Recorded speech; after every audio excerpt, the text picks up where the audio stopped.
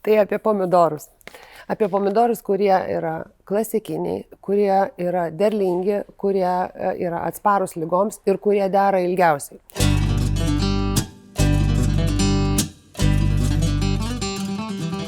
Na, tikriausiai iš lūpų į lūpas, raisa, vieni labai mėgsta, kiti netaip žavisi. Raisa yra vienas iš stabiliausiai ir ilgiausiai derančių pomidorų hibridų.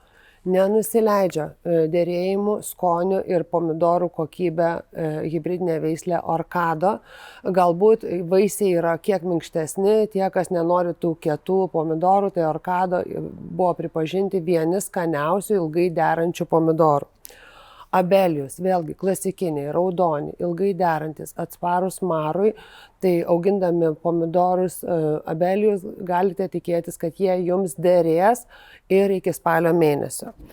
Na, tie, kas mėgsta pomidorus, to klasikinio pomidoriško skonio, tai Zofka hibridiniai pomidorai yra raudoni, apvalūs, sveria 100–160 gramų, vidutinio ankstyvumo hibridinė veislė, tokia nestora odelė. Knockout vėlgi panaši veislė, gal kiek stambesni pomidorai, sveria 180–200 gramų, dera ilgai, mėgsta juos tie, kas žino tik tai vieną pomidorų spalvą. Raudonos spalvos pomidorų mėgėjų ši veislė yra mėgstama ir vertinama.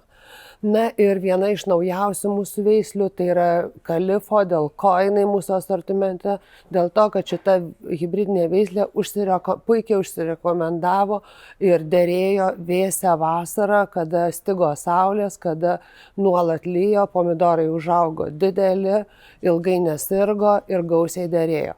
Tai tie raudoni klasikiniai pomidorai nėra tokie nuobodūs, jie yra tiesiog labai patikimi ir duoda gausų ir stabilų derlių. Tai jeigu tokio derliaus norite, auginkite mano išvardintus pomidorus.